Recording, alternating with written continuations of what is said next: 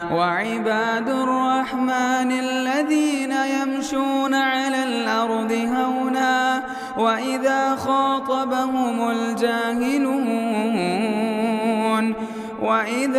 خاطبهم الجاهلون قالوا سلاما. الحمد لله نحمده ونستعينه ونستغفره ونؤمن به ونتوكل عليه ونعوذ بالله من شرور أنفسنا ومن سيئات أعمالنا. من يهده الله فلا مضل له ومن يضلل فلا هادي له، وأشهد أن لا إله إلا الله وأشهد أن محمدا عبده ورسوله. فإن خير الحديث كتاب الله وخير الهدي هدي محمد صلى الله عليه وسلم، وشر الأمور محدثاتها وكل محدثة بدعة وكل بدعة ضلالة وكل ضلالة في النار. أعوذ بالله السميع العليم من الشيطان الرجيم. ومن يطع الله ورسوله يدخله جنات تجري من تحتها الأنهار خالدين فيها وذلك الفوز العظيم. ومن يعص الله ورسوله يتعد حدوده يدخله نارا خالدا فيها وله عذاب مهين. رب اشرح لي صدري ويسر لي أمري واحلل عقدة من لساني يفقهوا قولي. رب زدني علما، اللهم رب زدنی علما، آمین. تمام قسم کی تعریف وحدہ لا شریک خالق کائنات مالک ارض و سما کے لیے ہیں. لاکھوں کروڑوں درود و سلام ہوں سستی اقدس سے مقدس پر، جن کا نامی اسم گرامی محمد اکرم صلی اللہ علیہ وآلہ وصحبہ وبارک وسلم ہے. وہ ذات مقدسہ مبارکہ مطہرہ کہ رب العزت نے جنہیں رحمت کائنات بنا کر بھیجا، جن کے ذریعے اہل کائنات کی ہدایت و رہنمائی کا بندوبست فرمایا. برادران اسلام، تمام دنیا کے مسلمانوں کی کامیابی اور کامرانی اسی میں ہے کہ وہ اللہ اور اس کے رسول کی اطاعت و فرما برداری کریں، قرآن و حدیث کی جو تعلیمات جو احکامات ہیں ان پر عمل پیرا ہوں اور ان کی نافرمانی اور خلاف ورزی سے بچیں. رب العالمین نے ارشاد فرمایا، وَمَن يُطِعِ اللَّهَ وَرَسُولَهُ يُدْخِلْهُ جَنَّاتٍ تَجْرِي مِن تَحْتِهَا الْأَنْهَارُ. فرمایا جو شخص اللہ اور اس کے رسول کی اطاعت و فرما برداری کرتا ہے، اللہ رب العالمین اسے ان باغات میں داخل کرے گا جس کے نیچے سے نہریں جاری ہیں اور اس میں ہمیشہ ہمیش رہے گا. پھر فرمایا وَذَلِكَ الْفَوْزُ الْعَظِيمُ، یہی بہت بڑی کامیابی ہے. رب العالمین نے فرمایا وَمَن يَعْصِ اللَّهَ وَرَسُولَهُ وَيَتَعَدَّ حُدُودَهُ، اور جو شخص اللہ اور اس کے رسول کی نافرمانی کرے گا، اللہ رب العالمین اسے یدخلہ نارا، جہنم کی آگ میں داخل کرے گا، خالداً فیہا، اس میں ہمیشہ ہمیش رہے گا. اور رب العالمین نے فرمایا وَلَهُ عَذَابٌ مُهِینٌ، اور یہ رسوا کن عذاب ہے. قرآن مجید کی ان آیات پر غور کرنے سے پتہ چلتا ہے کہ اللہ اور اس کے رسول کی اطاعت و فرما برداری پر رب العالمین نے جنت کی بشارت سنائی اور اس کی نافرمانی پر جہنم کی وعید سنائی ہے. ہم مسلمانوں کو اپنے گریبانوں میں جھانک کے دیکھنا چاہیے کہ ہم کس راستے پر چل رہے ہیں. وہ راستہ جو جنت تک پہنچانے والا ہے، یا نعوذ باللہ وہ راستہ جو جہنم کی طرف لے جانے والا ہے. دوستو، سوال یہ ہے کہ اللہ اور اس کے رسول کی اطاعت کیسے ہوگی؟ اللہ رب العالمین کی اطاعت قرآن مجید کو پڑھنے، پڑھانے، سیکھنے، سکھانے، اس پر غور و فکر کرنے، اس کی تعلیمات اور اس کے احکامات پر عمل پیرا ہونے سے اللہ کی اطاعت ہوگی. اور اس کے رسول کی اطاعت یہ ہے کہ احادیث کو پڑھا جائے اور احادیث کو دوستو سمجھا جائے، اس پر عمل کیا جائے، اور زندگی کے جتنے شعبے ہیں، چاہے وہ عقائد ہوں، اعمال ہوں، معاملات ہوں، معاشرت ہو، اخلاق و کردار ہو، زندگی کے ہر شعبے میں محمد رسول اللہ کو اسوہ اور نمونہ بنایا جائے، محمد رسول اللہ کی روش کو اپنایا جائے، اور محمد رسول اللہ کے نقش قدم پہ چلا جائے، اور محمد رسول اللہ کی سیرت کو پڑھ کر اللہ کے رسول کی زندگی کے آئینے میں ہمیں اپنے حالات کو درست کیا جائے. یہ محمد رسول اللہ صلی اللہ علیہ وسلم کی اطاعت و فرما برداری ہے. یاد رکھنا محمد رسول اللہ صلی اللہ علیہ وسلم کی اطاعت یہ دراصل اللہ کی اطاعت ہے، کیونکہ رب العالمین نے محمد رسول اللہ صلی اللہ علیہ وسلم کو ہماری طرف نبی بنا کے بھیجا ہے، اور اللہ ہی نے محمد رسول اللہ صلی اللہ علیہ وسلم کو اسوہ اور نمونہ بنانے کا حکم دیا ہے۔ یہ بات تو طے ہے کہ دنیا کے تمام مسلمانوں کی کامیابی اور کامرانی اسی میں ہے کہ قرآن و حدیث پہ عمل پیرا ہوں۔ لیکن سوال دوستو یہ پیدا ہوتا ہے کہ ہم اسوہ کس کو مانیں، نمونہ کس کو بنائیں، معیار کس کو تصور کریں؟ آپ لوگوں کو آئیڈیل اور نمونہ ان لوگوں کو بنانا ہے جن کو اللہ نے آئیڈیل اور نمونہ بنانے کا حکم دیا ہے، وہ لوگ جنہوں نے محمد رسول اللہ صلی اللہ علیہ وسلم کو اپنی آنکھوں سے دیکھا اور آپ پر ایمان لے آئے، وہ لوگ جن کو اللہ رب العالمین نے دنیا میں جنتی ہونے کی بشارت سنائی، جن سے اللہ راضی ہوا، جو اس امت کے اولین مسلمان ہیں جنہوں نے محمد رسول اللہ کی زبان سے قرآن اور حدیث کو سنا۔ میری مراد صحابہ کرام رضوان اللہ علیہم اجمعین ہیں، وہ لوگ جن کے ایمان صادق کو اللہ رب العالمین نے ہم مسلمانوں کے لیے معیار قرار دیا۔ فرمایا فَإِنْ آمَنُوا بِمِثْلِ مَا آمَنْتُمْ بِهِ فَقَدِ اهْتَدَوْا۔ رب العالمین نے فرمایا کہ دنیا کے لوگ اسی وقت ہدایت پائیں گے جب ان کا ایمان صحابہ کے ایمان کی طرح ہوگا، اور وہ لوگ جن کے راستے اور طریقے کو چھوڑ کر رب العالمین نے فرمایا دوسرا راستہ اگر اختیار کرو گے تو رب العالمین نے اس پر جہنم کی وعید سنائی ہے۔ سورہ نساء دیکھیے، اللہ رب العالمین نے فرمایا جو لوگ سیدھا راستہ پانے کے بعد پیغمبروں کی مخالفت کرتے ہیں اور مومنوں کے راستے کو چھوڑ کر کسی اور راستے پر چڑھتے ہیں، یہاں پر مومنوں سے مراد صحابہ ہیں، کیونکہ قرآن جس وقت نازل ہو رہا تھا یہی مومن تھے۔ اللہ نے فرمایا جو صحابہ کے راستے کو چھوڑ کر کسی اور راستے پر چلتا ہے نولیہ ما تولی، اللہ نے فرمایا جس راستے پر وہ چلتا ہم چلنے دیں گے، اور وہ نسلیہ جہنم، کل قیامت کے دن اسے جہنم میں داخل کریں گے، وساعت مسیرہ، اور جہنم بہت برا ٹھکانہ ہے۔ تو اللہ رب العالمین نے صحابہ کو معیار قرار دیا۔ اب ہمیں دوستو یہ دیکھنا ہے کہ صحابہ کرام نے قرآن پر کس طرح عمل کیا، حضرت ابوبکر نے قرآن کو کیسے سمجھا ہے، حضرت عمر نے قرآن کو کیسے سمجھا ہے، اور حضرت عثمان اور حضرت علی نے قرآن پر کیسے عمل کیا ہے۔ صحابہ کے طرز عمل کو دیکھنا ہے، اور خاص طور پر مسلمانوں یاد رکھنا اختلافی مسائل میں صحابہ کے طرز عمل کو دیکھیے کہ صحابہ کے درمیان جب دین کے معاملے میں اختلاف ہوتا تھا تو وہ کس طرح اپنے اختلاف کو قرآن و حدیث پر پیش کرتے تھے، اور قرآن و حدیث کے آ جانے کے بعد کس طرح قرآن و حدیث کے اوپر اپنے آپ کو جھکا دیتے تھے، اور قرآن کی آیت اور محمد رسول اللہ کی حدیث کے آ جانے کے بعد کس طرح وہ بحث و تکرار کو ناجائز سمجھتے تھے۔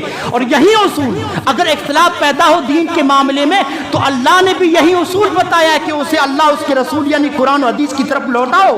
فرمایا رب العالمین نے یا ایھا الذین آمنوا اطیعوا اللہ واطیعوا الرسول، ایمان والو اللہ رب العالمین کا کہنا مانو، اللہ کی اطاعت کرو، اس کے رسول کی اطاعت کرو، وَأُولِي الْأَمْرِ مِنْكُمْ، اور وہ لوگ جو تم میں حکم والے یعنی اپنے امیروں کی اطاعت کرو، فَإِن تَنَازَعْتُمْ فِي شَيْءٍ فَرُدُّوهُ إِلَى اللَّهِ وَرَسُولِهِ، اللہ نے فرمایا دین کے معاملے میں اگر اختلاف ہوتا ہے تمہارے درمیان اسے قرآن و حدیث پر لوٹاؤ۔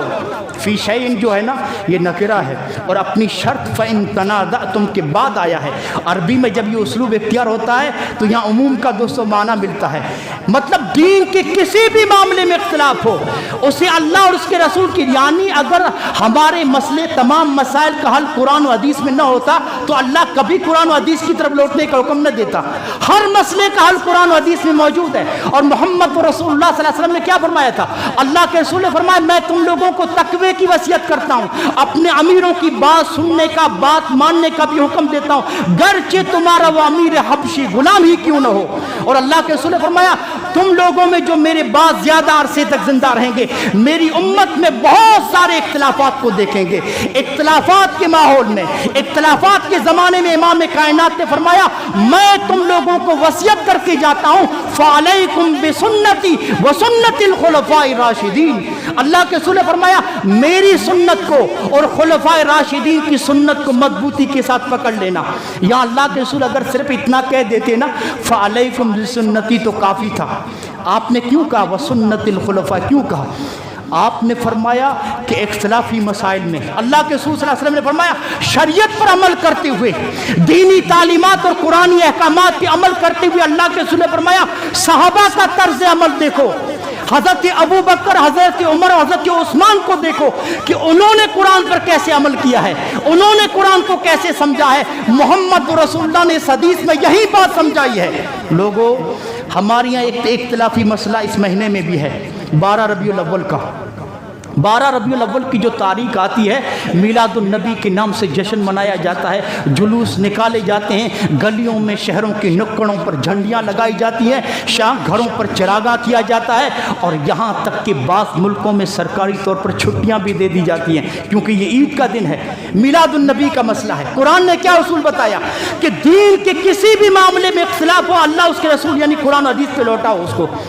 اب یہ بھی اختلافی مسئلہ، امت کا ایک طبقہ کہتا ہے کہ یہ کام قرآن و حدیث میں اس کا ثبوت ہے ہی نہیں، بدعت ہے، اور ایک طبقہ کہتا ہے نہیں یہ دین کا حصہ ہے، اس کے کرنے سے اللہ راضی ہوتا ہے۔ آئیے اختلافی مسئلے کو قرآن و حدیث پر پیش کریں۔ صرف قرآن حدیث کیوں، خلفائے راشدین اور قرون اولیٰ کو بھی دیکھتے ہیں کہ ان کے یہاں اس کا وجود تھا کہ نہیں۔ اگر ہم امانت داری کے ساتھ اور دیانت داری کے ساتھ اگر قرآن کا مطالعہ کریں، واللہ العظیم قرآن مجید میں میلاد النبی کے جشن کا کوئی ثبوت نہیں ہے۔ محمد رسول اللہ کی ولادت کے حوالے سے کوئی جشن منانا، گھروں پر چراغاں کرنا، اس کا قرآن میں کوئی ثبوت نہیں ہے۔ آئیے محمد رسول اللہ کی حدیث کو دیکھتے ہیں۔ محمد رسول اللہ صلی اللہ علیہ وسلم کی حدیث کو دیکھتے ہیں تو کیا پتہ چلتا ہے؟ امام کائنات نے اپنی پیدائش کے حوالے سے کوئی جشن نہیں منایا ہے۔ اللہ کے رسول نے 12 ربیع الاول کو کوئی محفل منعقد نہیں کی، آپ نے شہروں میں کوئی جھنڈا نہیں گاڑا ہے۔ محمد رسول اللہ نے نہ خود اس کو منایا ہے اور نہ صحابہ کو اس کا حکم دیا، نہ ترغیب دلائی ہے۔ آئیے خلفائے راشدین جارو دو خلیفہ، ان کے یہاں بھی اس کا وجود نہیں ملتا، حالانکہ عید میلاد النبی 12 ربیع الاول ان کی زندگی میں بار بار لوٹ کر آیا۔ حضرت ابو بکر سے زیادہ محمد رسول اللہ سے محبت کرنے والے کون ہوتے؟ کون ہے؟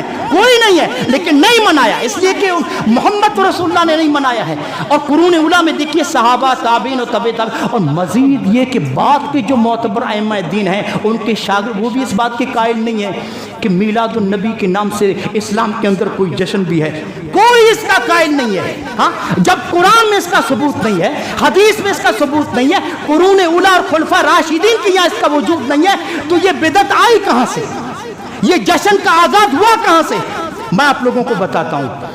اس جشن کا آغاز کرنے والا، اس بدعت کو ایجاد کرنے والا بادشاہ مظفر الدین اربل ہے۔ سن 630 ہجری میں اس کی وفات ہوئی ہے۔ اس نے کیا کیا معلوم ہے؟ سب سے پہلے 12 ربیع الاول کو میلاد النبی کے نام سے جو محفل منعقد کی نا، جشن منایا اسی بادشاہ نے۔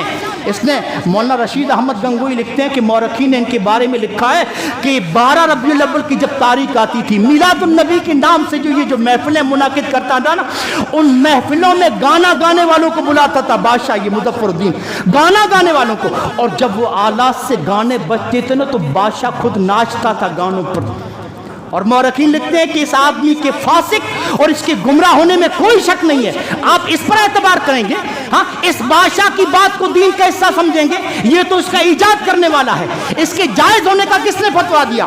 اس کے جائز ہونے کا فتویٰ دیا تھا واہیہ کلبی نے۔ پورا نام ابو الخطاب عمر بن حسن بن واہیہ کلبی ہے۔ سن 633 ہجری میں اس کی وفات ہوئی ہے۔ اس نے جواز کا فتویٰ دیا، اور اس کے بارے میں حافظ ابن حجر اور دوسرے علماء نے یہاں تک لکھا ہے، یہ جو واہیہ کلبی تھا نا، یہ خبیث زبان والا انسان تھا، سلف صالحین کی شان میں گستاخی کرنا، ہاں، ایک متکبر انسان تھا۔ اس نے نہ صرف جواز کا فتویٰ دیا، جب اس نے بادشاہ مظفر الدین کو یہ میلاد النبی کے نام سے محفلیں منعقد کرتے ہوئے دیکھا نا، تو اس نے مواد جمع کیا، اور مواد جمع کر کے کتاب لکھی۔ اس کتاب کا نام ہے المنیر فی مولد السراج المنیر۔ یہ کتاب جب اس نے بادشاہ کی خدمت میں پیش کی تو بادشاہ نے خوش ہو کے 1000 اشرفیاں دی اس کو، 1000 اشرفیاں۔ حقائق سے کیا پتہ چلتا ہے؟ ان چیزوں سے پتہ چلتا ہے کہ وہ بدعت، وہ جشن یا وہ کام جس کا آغاز محمد رسول اللہ کی وفات کی 600 سال بعد ہوا، آج اس بدعت کو لوگ دین کا حصہ سمجھ کے اللہ رب العالمین کو راضی کرنے والا عمل سمجھ کے اس پہ عمل کر رہے ہیں۔ اللہ اکبر! نہ اس کا ثبوت قرآن میں، نہ حدیث میں، نہ قرون اولیٰ میں، نہ معتبر ائمہ دین یا ان کے شاگرد اس کے قائل تھے، کہیں بھی اس کا ثبوت نہیں ہے، لیکن مسلمان اس کو کرنے کے لیے کیوں ضد کر رہے ہیں؟ کیا ان مسلمانوں کو حضرت ابو بکر سے زیادہ محمد رسول اللہ صلی اللہ علیہ وسلم سے محبت تھی؟ ہرگز نہیں۔ صحابہ سب سے زیادہ محمد رسول اللہ سے محبت کرنے والے۔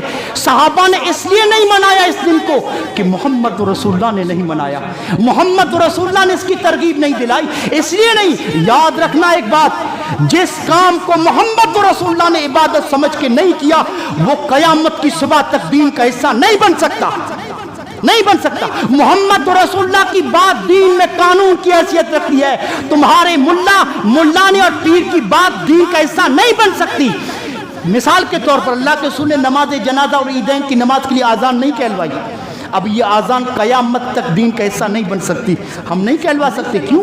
ہمارے نبی نے نہیں کہلوائی ہے۔ ہاں، اب اگر ہم نماز جنازہ کے لیے آذان کہلواتے ہیں تو آذان کہنے کی وجہ سے ہم اللہ کے عذاب کے مستحق بنیں گے، حالانکہ آذان کیا ہے؟ اللہ کی تعظیم ہے، اللہ کی بڑائی ہے، ہاں اللہ کا ذکر ہے۔ لیکن محمد رسول اللہ کی سنت کی خلاف ورزی کی وجہ سے اللہ اس آذان پر ہمیں اللہ عذاب دے گا۔ یہی حیثیت عید میلاد النبی کی ہے۔ محمد رسول اللہ نے نہیں منایا، نہ اس کی ترغیب دی، نہ اس کا حکم دیا۔ قیامت تک یہ دین کا حصہ۔ عید میلاد النبی کا جشن منانے سے اللہ کے عذاب کے مستحق تو بن سکتے ہیں، لیکن اللہ اس سے کبھی راضی نہیں ہوگا، کبھی نہیں راضی ہوگا۔ اسی لیے دوستو حضرت حذیفہ کہتے ہیں جس کام کو محمد رسول اللہ صلی اللہ علیہ وسلم نے، محمد رسول اللہ کے صحابہ نے عبادت سمجھ کے نہیں کیا ہے، اس کام کو تم بھی عبادت سمجھ کے مت کرو۔ شریعت کا اصول یاد رکھو، اسلام کی بہت ساری خصوصیات ہیں۔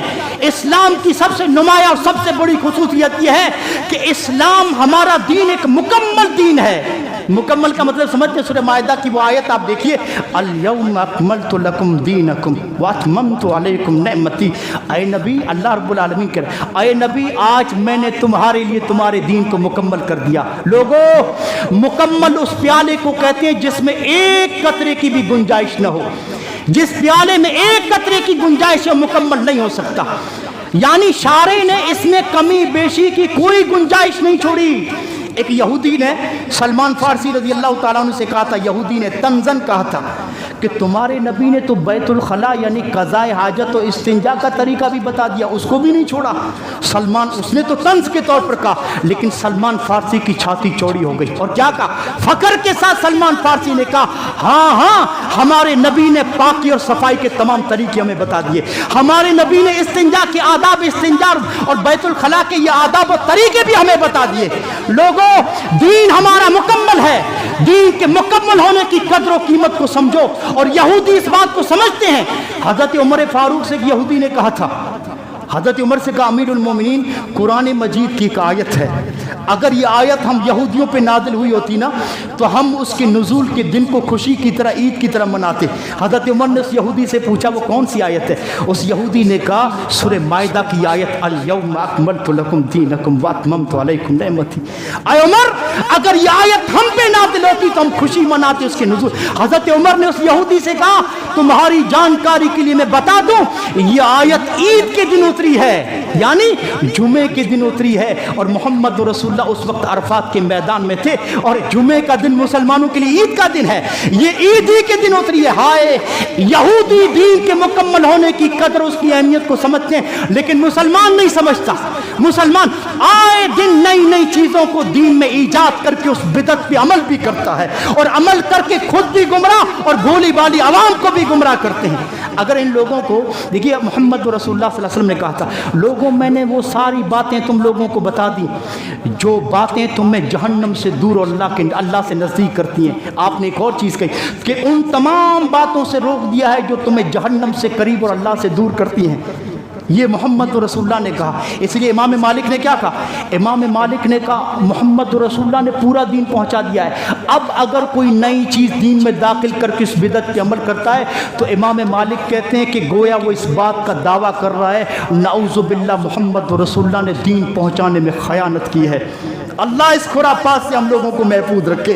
اور امام کائنات نے کہا تھا، آپ نے فرمایا لوگوں، کوئی دین میں نیا کام ایجاد کر کے اس بدعت پہ عمل کرتا ہے اور اس کام کو میری طرف منسوب کرتا ہے، وہ اپنا ٹھکانہ جہنم کے اندر بنا لے۔ ایک اور حدیث اللہ کے رسول کی، آپ نے فرمایا کوئی کام دین میں نیا ایجاد کر کے میری طرف تو منسوب نہیں کرتا لیکن اس پہ عمل کر رہا ہے، وہ اس کا کام مردود ہے۔ اس پر اسے اجر و ثواب تو کیا اتنا اللہ رب العالمین کا عذاب ملے گا. ہاں اب جب یہ دلیل نہیں پاتے تو کیا کہتے ہیں؟ بدعت تو ہے، اس کا ثبوت قرآن و حدیث میں تو نہیں ہے، لیکن اچھی بدعت ہے، بدعت حسنہ ہے. اللہ اکبر. دین میں دوستو نیا کام کوئی اچھا نہیں ہوتا. اما بعد فإن خیر الحدیث کتاب اللہ وخیر الہدی ہدی محمد صلی اللہ علیہ وسلم. امام کائنات نے فرمایا سب سے بہتر بات اللہ کی کتاب قرآن ہے، اور طریقوں میں سب سے بہتر طریقہ میرا یعنی محمد رسول اللہ کا طریقہ ہے. وشر الامور محدثاتها وکل محدثۃ بدعہ. امام کائنات نے فرمایا سب سے بری بات وہ ہے جو دین میں نئی ایجاد کی جائے. امام کائنات نے فرمایا دین میں ایجاد ہونے والا عمل اور بات اور عبادت اچھا نہیں ہوتا. آپ نے فرمایا برا ہے، برا ہے، بدعت ہے یہ، بدعت کے لا. اچھا یہ لوگ جو کہتے ہیں نا دین ہی کا تو حصہ ہے، دین سے الگ تھوڑی ہے. آپ کو معلوم ہے جب شیطان کو اللہ نے اپنے دربار سے نکالا، جب دھتکارا، سجدہ کرنے سے اس نے انکار کیا، تو اللہ رب العالمین نے دھتکارا تو شیطان نے اللہ سے مہلت مانگی. اے اللہ مجھے قیامت تک کے دن کے لیے مہلت دے دے. اللہ نے مہلت دی. اب جاتے ہوئے اس نے اللہ کو کیا کہا معلوم ہے؟ بڑا خطرناک جملہ کہا. اس نے اللہ سے کہا ثم لأقعدن لهم صراطك المستقیم. اللہ سے یہ شیطان نے آخری جملہ، بڑا خطرناک جملہ ہے، اے اللہ میں تیرے بندوں کو صراط مستقیم پر بیٹھ کر گمراہ کروں گا. یہ بات سمجھنے سے تعلق رکھتی ہے. شیطان ہمارا ازلی دشمن ہے لوگوں. شیطان کا مشن ہے ہمیں جہنم کے کنارے پر پہنچانا، ہمیں گمراہ کرنا. شیطان صراط مستقیم پر بیٹھا ہوا ہے. صراط مستقیم سیدھا راستہ ہے جنت تک پہنچانے والا، اللہ کا راستہ. اور جو دائیں بائیں راستے ہیں نا یہ گمراہی اور شیطان کے راستے ہیں. شیطان سب سے پہلے تو ہمیں بے دینی کی راہ سے، یعنی ہمیں نفسانی خواہشات کا غلام بنا کے بے دینی کی روش پہ چلاتا ہے. اگر اس میں کامیاب نہیں ہوتا تو دوسرا حربہ اپناتا ہے، دوسرا حملہ کرتا ہے، دین کا واسطہ دے کر، دین کا حوالہ دے کے گمراہ کرتا ہے. اور آپ یاد رکھنا جن کو شیطان نے دین کا حوالہ دے کر دین کے نام پر گمراہ کیا ہے نا، اس میں نمایاں طبقہ اہل بدعت کا ہے، بدعتیوں کا ہے. شیطان دین کے نام پر کیسے گمراہ کرتا ہے چند مثالوں کے ذریعے میں آپ لوگوں کو سمجھاتا ہوں. اور یہ مثالیں کوئی میری اپنی طرف سے نئی نہیں ہیں، یہ ساری مثالیں ہمارے معاشرے میں موجود ہیں، اسی کی روشنی میں بتاتا ہوں. بدعت کب کہلاتی ہے؟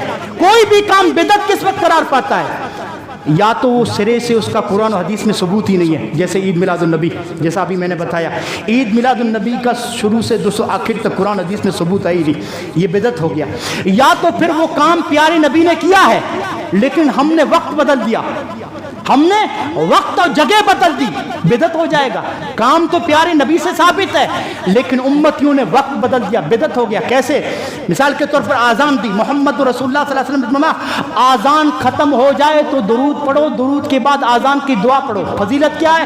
آپ نے فرمایا درود کے بعد جو آزان کی دعا پڑھتا ہے کل قیامت کے دن اس کے لیے میں سفارش کروں گا اللہ سے، یہ فضیلت ہے اس کی. لیکن ہم نے وقت بدل دیا درود کا.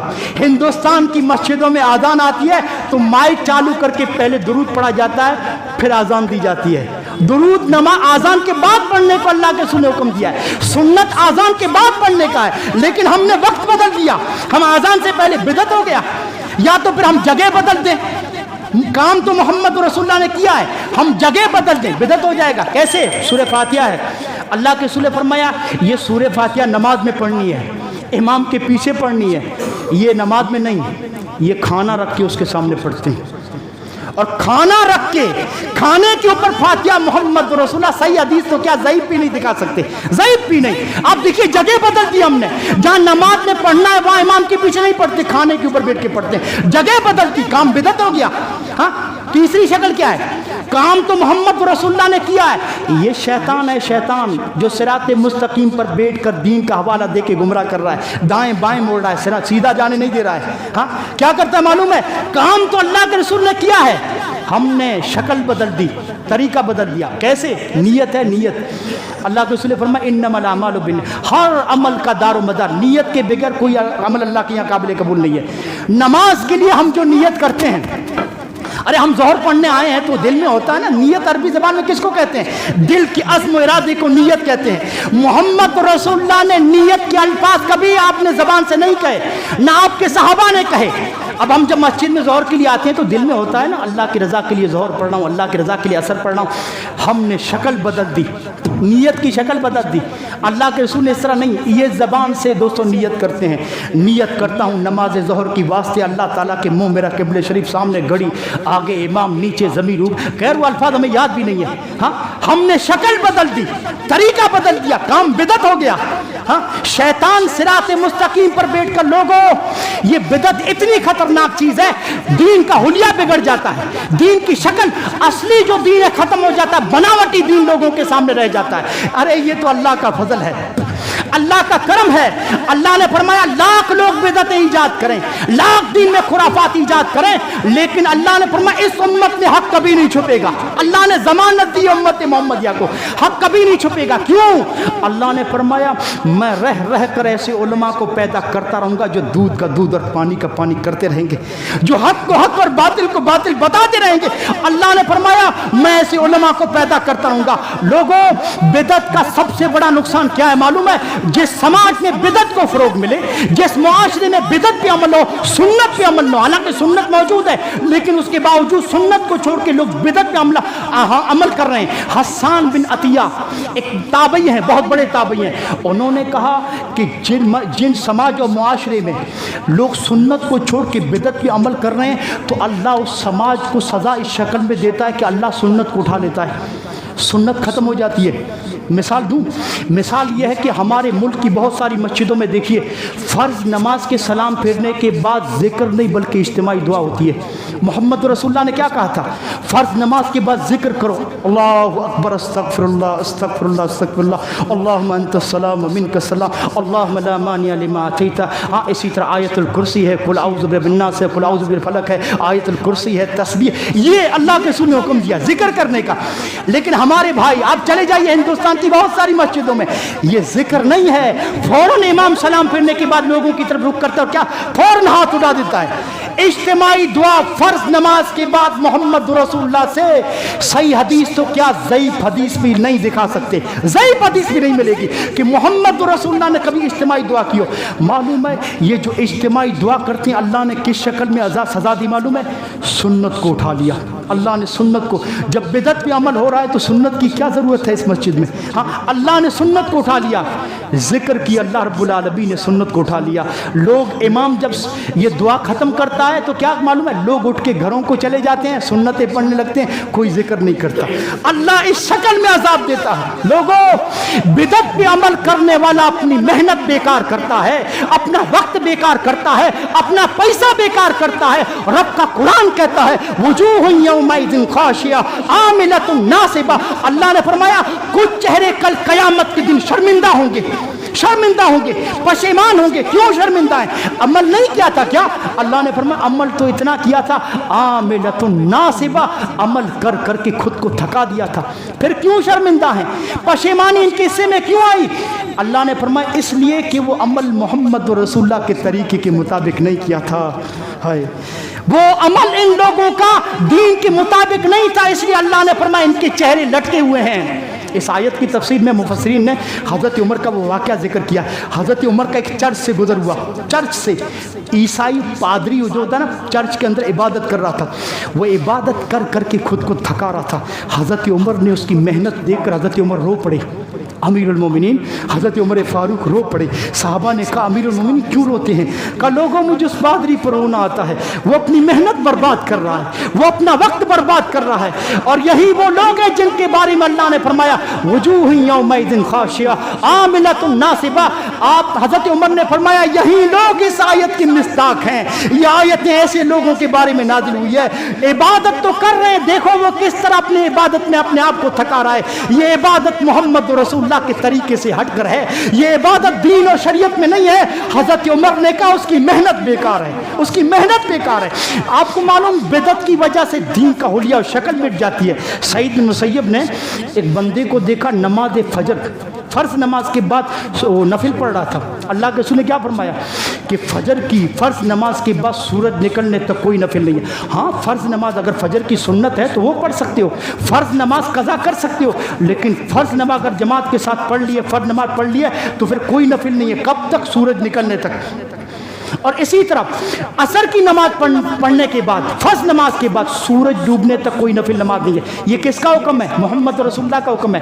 لیکن سعید بن مسیب بہت بڑے تابعی ہیں، ایک شخص کو دیکھا کہ فجر کی نماز کے بعد نفل پڑھ رہا تھا، سعید بن مسیب نے اس کو روک لیا، غلط کر رہے ہو تم، حالانکہ نماز پڑھ رہا تھا۔ سعید بن مسیب نے کیا کہا؟ غلط کر رہے ہو، اس نماز پر اللہ تم کو عذاب دے سکتا ہے۔ اس آدمی نے سعید بن مسیب سے کیا کہا معلوم ہے؟ نماز کی وجہ سے اللہ مجھے عذاب دے گا کیا؟ کیا کہا اس نے سعید بن مسیب سے؟ وہ نفل نماز پڑھنے کی وجہ سے اللہ مجھ کو عذاب دے گا کیا؟ سعید بن مسیب نے کہا نماز پڑھنے کی وجہ سے اللہ تم کو عذاب نہیں دے گا، سنت رسول کی خلاف ورزی پر اللہ تم کو عذاب دے گا۔ اللہ اکبر۔ محمد رسول اللہ کے حکم کی نافرمانی پر اللہ تم کو عذاب دے گا۔ محمد رسول اللہ نے نفل نماز فجر کی فرض نماز کے بعد سورج نکلنے تک نفل سے منع کیا، یہ جو تم حکم رسول کی نافرمانی کرو نا، اس پر اللہ تم کو عذاب دے گا۔ سمجھنے سے بات یہ تعلق رکھتی ہے لوگوں، دین کی شکل کیسے بگڑ جاتی ہے۔ کوفے کی ایک مسجد میں عبداللہ بن مسعود نے کچھ لوگوں کو تسبیح پڑھتے ہوئے دیکھا، تسبیح پڑھتی ہوئی، اور تسبیح کیسے پڑھ رہے تھے معلوم ہے؟ حلقہ بنا کر اجتماعی شکل میں گھیراؤ کر کے تسبیح پڑھ رہے تھے، اور ہر حلقے کے اوپر ایک بندہ کھڑا تھا، وہ کیا کہہ رہا تھا؟ 100 مرتبہ تم لا الہ الا اللہ پڑھو، 100 مرتبہ تم الحمدللہ پڑھو، 100 مرتبہ اللہ اکبر پڑھو۔ ابن مسعود کو پتہ چلا، کوفے کی مسجد میں دوڑ کر آئے کوفے کی مسجد میں، اور کیا کہا ان لوگوں سے معلوم ہے؟ ان لوگوں سے کہا او نادانو، ابھی تو محمد رسول اللہ کا کفن بھی میلا نہیں ہوا ہے اور تم لوگوں نے بدعت ایجاد کرنا شروع کر دیا۔ ہاں، تم نے دین میں نئی باتیں ڈالنا شروع کر دیا، ابھی تو محمد رسول اللہ کے برتن بھی نہیں ٹوٹے ہیں، آپ کا کفن بھی میلا نہیں ہوا ہے اور تم لوگوں نے نئی چیزیں دین میں ڈالنا شروع کر دیا۔ حالانکہ تسبیح کیا ہے؟ ارے اللہ کی پاکی ہے، اللہ کی بڑائی ہے، اللہ کی تعریف ہے، تسبیح کر رہے تھے نا۔ لیکن ابن مسعود نے یہ سخت جملہ کیوں کہا کہ تم بدعت ایجاد کر رہے ہو؟ اس لیے کہ یہ جو تسبیح جس شکل میں پڑھ رہے تھے نا، محمد رسول اللہ نے اس طرح نہیں پڑھی ہے۔ محمد رسول اللہ کے سنت سے ہٹ کر وہ تسبیح پڑھ رہے تھے۔ محمد رسول اللہ نے انفرادی طور پر پڑھنے کا حکم دیا ہے، محمد رسول اللہ نے انگلیوں پر پڑھنے کا حکم دیا ہے، کنکریوں پر نہیں، ہاں دانوں پر نہیں، مشینوں کے ذریعے گن کے نہیں۔ محمد رسول اللہ نے تسبیح انگلیوں پر پڑھنے کا حکم دیا، انفرادی طور پر پڑھنے کا حکم دیا۔ وہ یہ غلطی کر رہے تھے کہ اجتماعی شکل میں کنکریوں پر تسبیح پڑھ رہے تھے، اس لیے ابن مسعود نے کہا تمہارا یہ کام بدعت ہے، محمد رسول اللہ کا کفن بھی میلا نہیں ہوا اور تم لوگوں نے نئی نئی چیزیں ایجاد کرنا شروع کر دی۔ معلوم ہے بدعت علماء کیا کہتے ہیں معلوم ہے؟ سلف صالحین کہتے ہیں کہ شیطان کو معصیت میں بدعت بہت پسند ہے۔ کیوں پسند ہے؟ ایک بندہ مے خانے کی طرف جا رہا ہے، شراب خانے کی طرف جا رہا ہے، اور ایک بندہ جا رہا ہے مزار پر، درگاہ پر۔ شیطان کو کون پسند ہے؟ شیطان کو اس کے قدم پسند ہے جو مزار کی طرف جا رہا ہے، شیطان کو یہ درگاہ کی طرف جانے والا پسند ہے، وہ پسند نہیں ہے جو مے خانے کی طرف جا رہا ہے۔ کیوں؟ ایک مولوی فاتحہ دلا رہا ہے، ایک مولوی فاتحہ دلا رہا ہے اور چور چوری کر رہا ہے، شیطان کو کون پسند ہے؟ شیطان کو یہ مولوی پسند ہے جو فاتحہ دلا رہا ہے۔ کیوں؟ اس لیے کہ چور سے آپ پوچھو کیا کر رہے ہو، چور کیا کہے گا؟ گناہ کا کام کر رہا ہوں، اللہ کی نافرمانی کر رہا ہوں، ناحق لوگوں کا مال ہڑپ رہا ہوں۔ مطلب اس کا ضمیر اسے ملامت کر رہا ہے چور کو، ہاں اسے اپنے گنہگار ہونے کا احساس ہے نا چور کو۔ جب اس کا ضمیر ملامت کر رہا ہے چور کا، تو چور سے توبہ کی امید کی جا سکتی ہے، لیکن مولوی سے پوچھو جو فاتحہ دلا رہے کھانے پر کیا کر رہے ہو، کیا کہے گا؟ نیکی کا کام کر رہا ہوں، اللہ کو راضی کرنے والا عمل کر رہا ہوں۔ اللہ، اسے اپنے گنہگار ہونے کا احساس نہیں، اس کا ضمیر اسے ملامت، اس لیے اس مولوی سے کبھی توبہ کی امید نہیں کی جا سکتی۔ اس لیے سلف صالحین کہتے ہیں شیطان کو گناہ اور معصیت میں بدعت پسند ہے، اس لیے کہ بدعتی بدعت پر مطمئن ہوتا ہے، کبھی توبہ نہیں کرتا، کبھی توبہ نہیں کرتا۔ مسلمانوں باتیں تو بہت ہیں، لیکن دوستو وقت بہت زیادہ ہو جائے گا۔ اختصار کے طور پر ملک کے جو مسلمان ہیں عید میلاد النبی کے نام پہ جو جلوس نکالتے ہیں، ان کے کانوں تک میسج پہنچانا چاہتا ہوں۔ اور میسج یہ ہے کہ جلوس کے نام پر دوستو جو میلاد کے نام پہ جو جلوس نکلتے ہیں اور شہروں کی جو سڑکیں جام ہوتی ہیں، لوگوں محمد رسول اللہ صلی اللہ علیہ وسلم کی صحیح تعلیمات لوگوں کے سامنے رکھو۔ یہ غلط میسج دے رہے ہو، محمد رسول اللہ نے اس کا حکم نہیں دیا ہے، یہ غلط تعلیمات ہیں جو لوگوں کے سامنے تم شہر والوں کے سامنے رکھ رہے ہو. آپ کو معلوم ہے محمد رسول اللہ کی کیا تعلیم ہے؟ آپ نے فرمایا راستے سے تکلیف دہ چیز کو ہٹانا بھی صدقہ ہے. اللہ کے رسول نے فرمایا راہ گزرنے والوں کو مسافروں کو تکلیف نہیں ہونی چاہیے. کانٹا ہے نوکیلا پتھر ہے تو اٹھا کے پھینک دو, راہ گزرنے والوں کو تکلیف مت دو. یہ کس کی تعلیم ہے؟ یہ محمد رسول اللہ کی تعلیم ہے. اور دیکھو 12 ربیع الاول کو جو میلاد النبی کے نام سے جلوس نکلتا ہے, لوگوں شہروں کی سڑکیں جام ہو جاتی ہیں, شہر کی ٹریفک جام ہو جاتی ہے, اور اس ٹریفک میں سرکاری ہاسپٹل کی گاڑی ایمبولینس پھنسی ہوئی ہے, اور اس گاڑی کے اندر ایک مریض ہے جو مرض کی وجہ سے تڑپ رہا ہے, اپنے بیماری کی وجہ سے تڑپ رہا ہے, اس کو جلدی ہاسپٹل میں پہنچانا ہے, لیکن اس ٹریفک میں مریض پھنسا ہوا ہے. کیوں؟ یہ ٹریفک ہم نے جام کی ہے محمد رسول اللہ کے نام پر, میلاد النبی کے جلوس کے نام پر ہم نے شہر کی ٹریفک جام کی ہے. اس میں ایک ایسا بندہ بھی کھڑا ہے ٹریفک میں پھنسا ہوا ہے جو جلدی اپنے منزل تک پہنچنا چاہتا ہے. ہاں اگر نہ پہنچا تو کام اس کا بگڑ جائے گا, لیکن عید میلاد النبی کے نام پر جو جلوس ہے اس میں پھنسا ہوا ہے. ہاں کیا یہ ہے محمد رسول اللہ کی تعلیم؟ محمد رسول اللہ سے محبت کرنے والوں یہ سکھایا تھا محمد رسول اللہ نے ہم لوگوں کو, یہ تعلیمات ہے. ارے محمد تم لوگوں نے سڑکیں جام کر کے مسافروں کو کتنی تکلیف دی ہے. محمد رسول اللہ نے فرمایا تکلیف دہ چیز کو ہٹاؤ تاکہ مسافروں کو راحت ملے, مسافروں کو تکلیف نہ ہو. اللہ اللہ. ایک مسلمان کہتا ہے, کیا کہتا ہے معلوم ہے؟ کہتا ہے ہندوستان کے کسی صوبے میں میلاد النبی کے نام پہ جو جلوس نکلا تھا اس میں ٹرافک جام ہو گئی تھی. ٹرافک میں ایک ایمبولینس پھنسی ہوئی تھی, سرکاری ہاسپٹل کی گاڑی پھنسی ہوئی تھی, اس میں ایک مریض تھا. وہ مسلمان کہتا ہے کہ میں غیر مسلم کے بغل میں کھڑا تھا, مجھے پہچان نہیں پایا کہ مسلمان ہے. معلوم ہے میلاد النبی کے نام سے جلوس تھا, اس میں جو گاڑی پھنسی ہوئی تھی, مریض پھنسا ہوا تھا, وہ غیر مسلم اسلام کو برا بلا کہہ رہا تھا, محمد رسول اللہ کو گالیاں دے رہا تھا وہ غیر مسلم. کیوں؟ کیونکہ نبی کے نام پر ہم نے ٹرافک جام کی ہے, نبی کے نام پہ ہم نے شہر کی سڑکیں جام کی ہے. وہ محمد رسول اللہ کو گالیاں دے رہا تھا. یہ مسلمان کہتا ہے, امت مسلمہ کو بیدار کرنے کے لیے کہتا ہے کہ لوگوں وہ محمد رسول اللہ کو گالیاں دے رہا تھا. کون ذمہ دار ہے اس کا؟ ہم ذمہ دار ہیں مسلمانوں کی ہونے کی حیثیت سے. ارے ہماری وجہ سے ہمارے نبی کو غیر مسلم نے گالی دی, ہماری وجہ سے ہمارے اسلام کو غیر مسلم نے برا بلا کہا. لوگوں جلوس یہ جو ہوتا ہے نا, اس کلچر کا اسلام سے کوئی تعلق نہیں ہے. پہلی بات تو جلوس نام کا کوئی کلچر اسلام کے اندر ہے ہی نہیں. ارے محمد رسول اللہ سے سچی محبت کرو, سچا پیار کرو, جس طرح حضرت ابو بکر نے محبت کی ہے, حضرت عمر نے محبت کی ہے. تم تو محمد, تمہاری وجہ سے تو محمد رسول اللہ کو برا بلا کہا جا رہا ہے. لوگوں توبہ کرو ان خرافات سے, بچو بدعت کے کاموں سے, خود بھی بچو اور اپنے گھر والوں کو بھی بچاؤ. رب العالمین کہی اور سنی ہوئی باتوں پہ عمل پیرا ہونے کی توفیق دے. جب تک زندہ رکھے اسلام پہ, جب خاتمہ ہو تو ایمان باللہ پر. السلام علیکم ورحمۃ اللہ وبرکاتہ.